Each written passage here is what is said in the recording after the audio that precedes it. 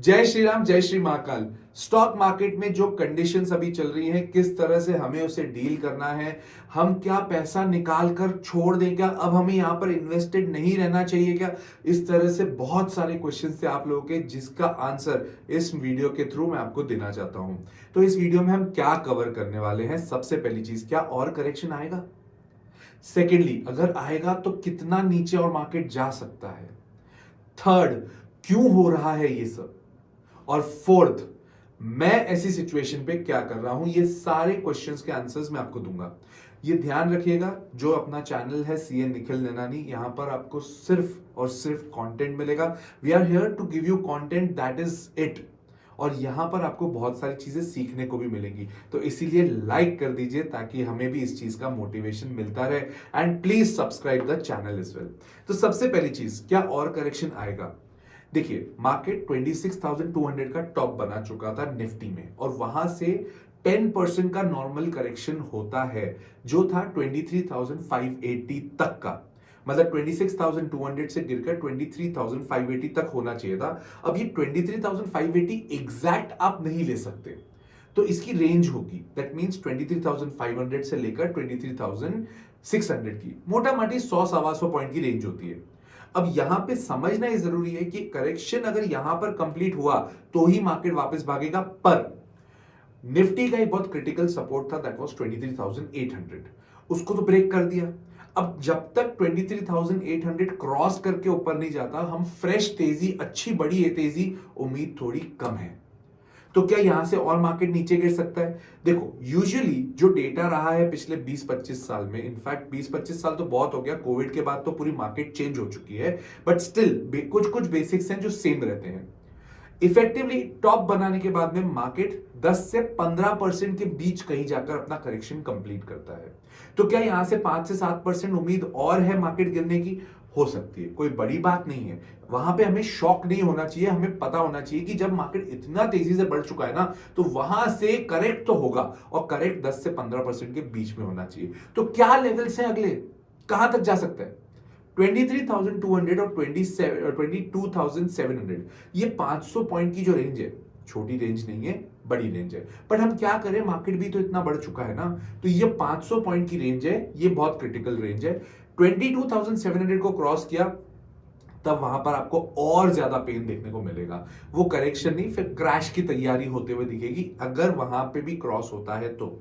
Personally मुझे थोड़ी सी उम्मीद कम है कि इतना नीचे जाएगा और मार्केट, बट देखो मार्केट है, मार्केट में कोई ऐसा बोल दे कि मेरे अकॉर्डिंग मार्केट चलता है, तो वो आपको बेवकूफ बना रहा है, ऐसा नहीं होता है। आपको लेवल्स समझने पड़ते हैं, आपको क्रिटिकल एंगल समझने पड़ते हैं, उसके बाद ये सारी डेटा का एनालिसिस होता है।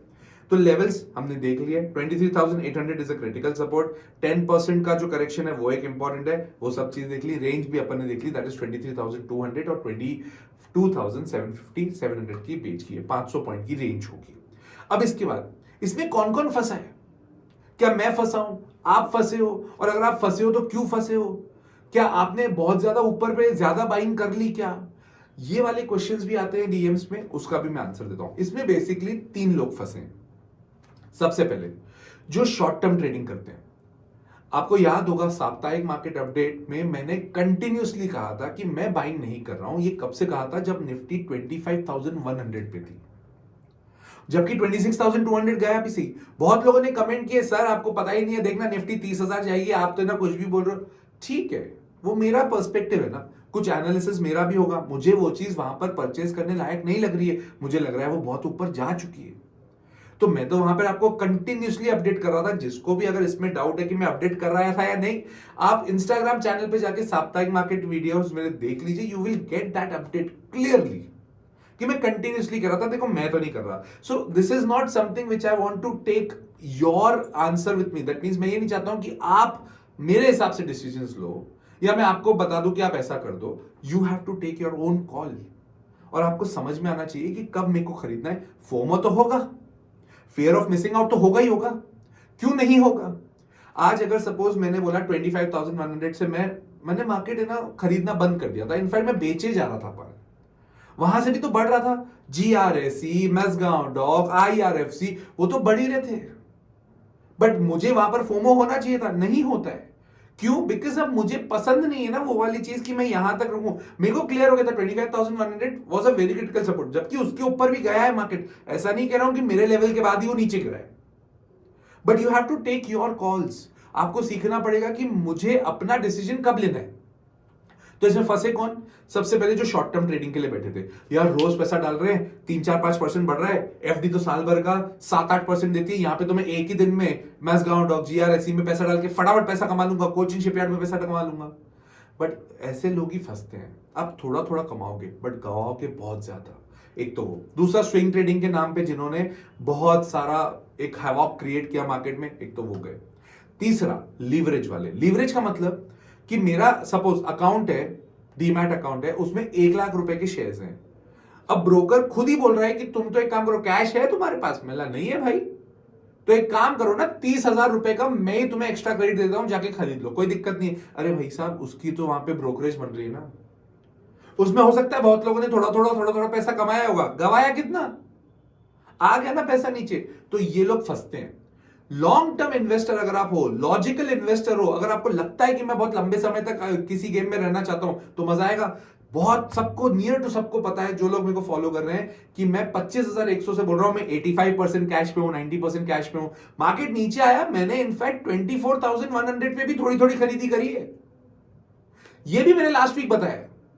तो मैं जब खरीदी कर रहा हूं, क्या करूंगा, कितनी खरीदूंगा, वो मैं कभी भी नहीं बताता। हाँ, क्या करूंगा वो बता देता हूं मैं यूजुअली, कि मैंने ये वाली कंपनी में भी शेयर खरीदे हैं। कितनी quantity, does it make sense to tell that. मैंने आपसे पूछा, आपकी क्वांटिटी मांग रहे हैं, कोई नहीं, एक दूसरे को क्वांटिटी बताने से कोई मतलब नहीं है। और मेरा ये मानना है, ये एथिकल भी होता है, कि किसी की क्वांटिटी नहीं पूछना है। आपको अगर पूछना है ये शेयर कैसा चल रहा है, that can be discussed. Getting my point? So एक तो वो चीज हो गया, ये कौन कौन फंसे। अब बड़ा क्वेश्चन, क्या और क्यों गिर रहा है यार? क्या क्या गिरा है इतने टाइम में? डिफेंस अच्छा खासा गिरा है, बट अगर आप डिफेंस पे कोई नेगेटिव हो जाता है ना, तो मुझे उस बात पे ना थोड़ा सा प्रॉब्लम होता है। कैसे नेगेटिव हो सकते हो डिफेंस पे, जिसने आपको पिछले 3 साल में इतनी गिरावट के बाद भी 70% का रिटर्न दिया है? क्यों हो सकते डिफेंस पे दुखी? कोई डिफेंस पे दुखी होने की जरूरत नहीं। पॉइंट ये है, आप गलत जगह फंस गए, आपने हायर एंड पे ले लिया। सेकेंडली, रेलवेज अच्छा खासा गिरे। थर्ड, पीएसयू और PSB, public sector undertaking, public sector banks, ये काफी गिरे। तो अब यहां पे क्या करना चाहिए? क्या यहां पे ऐड करना चाहिए? अब ना एक चीज बहुत ध्यान से समझो, जो तेजी के मार्केट में बहुत तेजी से बढ़ता है ना, वो मार्केट का चहीता हो जाता है। मतलब हर कोई उसके बारे में बात कर रहा है, आईआरएफसी के बारे में हर कोई बात कर रहा है, हर कोई उसी स्टॉक के ऊपर बात करता है जो एकदम से जब तेजी में उसने बहुत बढ़िया रंग दिखाए। गिरता भी तेजी से वही है। और जब वो इतनी तेजी से गिरा है ना, और वापस जब रिकवरी हम एक्सपेक्ट कर रहे हैं, वो रिकवर वैसा नहीं होगा। तो रिकवर कौन होगा? कौन से शेयर्स है जो यहां से भागने के लिए रेडी होंगे? वो शेयर्स जो फंडामेंटली बहुत स्ट्रांग हैं, जो सिर्फ एक हवा की तरह नहीं बढ़े थे, जो उधर रुके हुए हैं, जो इतने अभी तक नहीं गिरे हैं। भले मार्केट में इतना कैसा करेक्शन आ गया, बट वो एकदम बहुत ज्यादा नहीं गिरे हैं। ऐसे स्टॉक्स रुकेंगे। और हम एक पर्टिकुलर टर्म के बारे में तो सुन ही रहे हैं, एफआईआईज भरपूर बेच रहे हैं, एफआईआईज भरपूर बेच रहे हैं। तो क्या ये चले जाएंगे? कभी नहीं आएंगे? बिल्कुल आएंगे। तो ये जब आएंगे तो क्या खरीदेंगे? ये खरीदेंगे blue chips, HDFC bank, Reliance, Asian paints, जो अभी हम देखने की इच्छा में देख रहे हैं। क्यों? क्योंकि उन्होंने पिछले 3-4 साल में परफॉर्म कहां किया है? डिफेंस ने तो हमारा पैसा डबल कर दिया, डबल से भी ऊपर कर दिया, कई कई आईआरएफसी ने तो 7-7, 8-8 गुना कर दिया, बट एचडीएफसी बैंक तो वहीं पे है। अब इनका टाइम आ गया है। अब ये वाली कंपनीज हैं जो आपको बेहतर रिटर्न्स देने की तैयारी रखेंगे। इतना सब हो क्यों रहा है? क्या हुआ मार्केट में कि एकदम से 26,200 से हम 23,500 पे आ गए, वो भी 2-3 हफ्ते? क्या हुआ है? सबसे पहली चीज, एफआईआईज ने सेलिंग करी है। कितनी करी है? अक्टूबर महीने में, सिर्फ अकेले एक महीने में 1,14,000 करोड़, 1,14,000 करोड़ की इन्होंने सेलिंग करी है। खरीदा हम लोगों ने, है डीआईआईज ने खरीदा है, म्यूचुअल फंड्स वालों ने खरीदा है, रिटेलर्स ने खरीदा है, बट इन्होंने तो बेच दिया ना।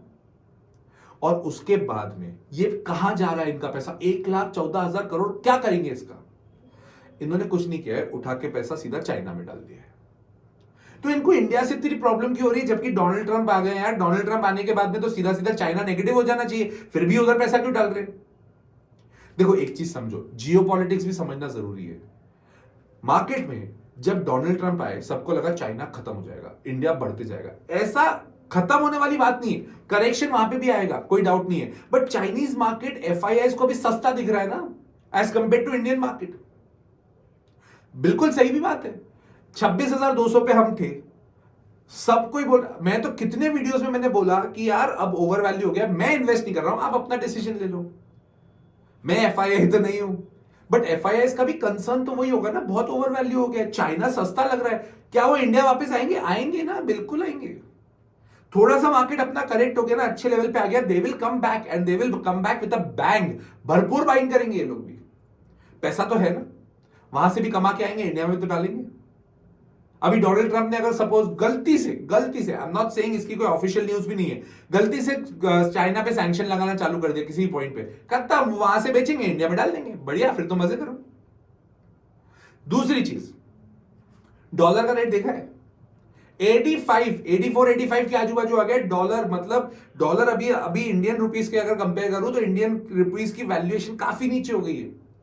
तो ये तो बहुत पॉजिटिव पॉइंट होना चाहिए यार कि यार अब तो डॉलर्स ये लोग जो डालेंगे एफआईआईज वाले, इंडिया वाले तो शेयर्स इन्वेस्ट करेंगे इंडियन रुपीस में, तो उनके पहले अगर सपोज डॉलर का रेट 70 रुपए होता तो उनके 1 लाख डॉलर की वैल्यू 70 लाख होती। अब तो ये बढ़ गया है, मतलब 70 लाख के शेयर्स खरीद सकते होते, अब तो ये बढ़ गया ना, अब तो 1 लाख का 84 लाख मिल रहा है ना, तो डालो ना पैसे, अब तो तुमको अच्छे में मिलेगा ना। नहीं, डर इनको क्या है कि अगर और डिप्रिशिएट हुआ, सपोज फॉर एग्जाम्पल 2 साल बाद डॉलर का रेट 95 हो गया, ठीक है, अब यहां से हो सकता है इंडियन मार्केट चल भी जाए, अच्छा चल जाए, भरपूर पैसा उसमें बना भी लें, पर ये जो 10% का डिफरेंस आएगा, जो इनको पहले 95 रुपीज में डॉलर इनको लेने पड़ेंगे ना, पहले ये बेच रहे थे ना डॉलर्स, अब इनको लेने पड़ेंगे 95 में, तो ये इनका रिटर्न जो है 9% का 10% का ये कम होगा। और ये नेगेटिव पॉइंट है, इंडियन रुपी को स्टेबल होना बहुत जरूरी है, डॉलर का प्राइस स्टेबल होना इंडियन रुपीस के हिसाब से बहुत जरूरी है, अदरवाइज बहुत प्रॉब्लमेटिक सिचुएशन है ये डराने की बात नहीं है, बट आपको समझ में आना चाहिए कि अपनी इकोनॉमी में बेसिकली चल क्या रहा है। तो एक तो हमने बोला एफआईआई, सेकंड हमने बोला इंडियन रुपीस का जो डिवैल्यूएशन है, थर्ड इंडिया के टैक्सेस। पहले तो हमारे यहाँ पे टैक्सेस इस बार बढ़े हैं, लॉन्ग टर्म कैपिटल गेन पे शेयर्स के ऊपर काफी रेगुलेशन चल रहा है, और अभी 10% से बढ़कर एलटीसीजी 12.5% कर दिया, और अभी डीटीसी आने की बात चल रही है, और डीटीसी में टैक्सेस ज्यादा हैं ऐसा अनुमानित है। डायरेक्ट टैक्स कोड अभी गवर्नमेंट लेके आना चाहती है इंडिया में कि हम इनकम टैक्स जो 1961 का एक्ट है उसको चेंज करके डीटीसी में ले आते हैं। अब अगर डीटीसी ले आए, वहां पर इनको प्रॉब्लम लग रही है, थोड़ा डर लग रहा है, तो एक ये भी पॉइंट है। अब फाइनली मैं क्या कर रहा हूं इस वाली सिचुएशन में, देखो बहुत सिंपल सी बात है, मेरे पास ऑलरेडी है ना, मैं अपना पोर्टफोलियो 25,100 के आजू बाजू ना काफी हद तक खाली कर चुका था, तो मेरे पास बहुत काफी कुछ कैश था। मैंने 24,100 में थोड़ी बहुत बाइंग करी है, कौन से सेक्टर में करी है, मेरे कुछ शेयर्स हैं जो काफी फेवरेट है, जो आपको मेरे इंस्टाग्राम चैनल पे भी मिल जाएंगे, जो स्पेसिफिकली डिफेंस में मेरे को 2-3 शेयर्स ही पसंद है, ज्यादा शेयर्स पसंद नहीं है। मैं पीएसबी वैसे भी नहीं लेता हूं, पब्लिक सेक्टर बैंक्स वैसे भी नहीं लेता हूं, उसमें से मेरे को एक ही बैंक अच्छी लगती है, वो है एसबीआई। अब यहां पे अगर 23,500 को क्रॉस करती है निफ्टी, तो मैं अपना 20% पैसा और लगाऊंगा। बाय ऑन डिप्स बहुत लोग बोल रहे हैं बाय ऑन डिप्स करो, बहुत लोग बोल रहे हैं बाय ऑन डिप्स करके देख लो तुम्हारा पैसा निपट जाएगा, कोई बात नहीं, मेरा विजन ही 5 साल का है। मैं यहां से वैसे भी 1 महीने 2 महीने के लिए पैसा नहीं लगाता हूं, मेरा विजन 5 साल का होता है। कोविड में जब पैसा लगाया, जब डिप आया था तब पैसा लगाया, 2025 तक लगाने की बात करी थी, 2023-24 में ही काफी अच्छे रिटर्न्स मिल गए थे, मैं तो बैठ गया था शांति से, कोई दिक्कत नहीं। यहां पर भी थोड़ा थोड़ा पैसा लगाऊंगा, बाकी पैसा कहीं और लगाऊंगा जहां पर लिक्विड हो, और कभी भी जब मार्केट में पैसा लगे तो मैं इन्वेस्ट कर पाऊं। इसी को लॉजिकल इन्वेस्टिंग बोलते हैं, और ये बहुत इंपॉर्टेंट है। साथ ही साथ एक और चीज बहुत इंपॉर्टेंट करूंगा मैं, यहां पर आपको क्लियरली बता देता हूं कि जो मेरा पैसा लिक्विड पड़ा है, मैं टोटल वैसे भी अपने पोर्टफोलियो का 20 से 25% वो लिक्विड एसेट में डालता हूं। फॉर एग्जांपल, मेरा अगर पोर्टफोलियो 1 लाख रुपए का है, तो मेरे पास 20 से 25,000 रुपए कैश पड़ा ही रहता है, मेरा इन्वेस्टेड अमाउंट 80,000 के करीब करीब मैक्सिमम होगा। तो ये 20,000 रुपए कब डालूंगा? ये बिल्कुल डालूंगा, डिप आता तो मैं 20,000 रुपए डालता हूं, पर ये 20,000 रुपए तब डलेंगे जब ऑलरेडी मेरे पास 15 से 20,000 रुपए और होंगे। दैट मीन्स अगर मेरे पास वहां पे एक्स्ट्रा कैश नहीं है, मैं वो पैसा लिक्विडेट नहीं करता हूं। ये मेरी स्ट्रैटेजी, सबकी अपनी अपनी हो सकती है, इसमें मुझे कोई डाउट नहीं है, but still this is my strategy, this is what I am doing.